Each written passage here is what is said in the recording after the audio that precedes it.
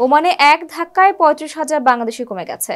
ওমানের জাতীয় পরিসংখ্যান বিভাগের তথ্য মতে ২০২৩ সালের শেষে দেশটিতে বাংলাদেশির সংখ্যা ছিল ৭,১৯,১১১ জন, যা চলতি বছরের মে মাসের পর কমে দাঁড়িয়েছে ৬,৮৪,১০৮ জনে।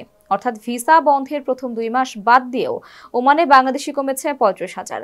বাংলাদেশিদের উপর ওমানের ভিসা নিষেধাজ্ঞাই এর প্রধান কারণ বলেই মনে করা হচ্ছে। এদিকে বাংলাদেশি কমলেও ওমানে অন্যান্য জাতীয়তার প্রবাসীর সংখ্যা লাফিয়ে বাড়ছে।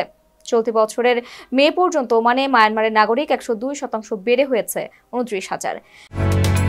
ওমানের সেরা রেট দিচ্ছে বাংলাদেশি প্রতিষ্ঠান গালফ এক্সচেঞ্জ। প্রিয়জনকে টাকা পাঠাতে আজই আসুন আমাদের যে কোনো ব্রাঞ্চে অথবা কল করুন স্ক্রিনে দেয়া নাম্বারে। গালফ এক্সচেঞ্জ, বাংলাদেশিদের প্রিয় এক্সচেঞ্জ।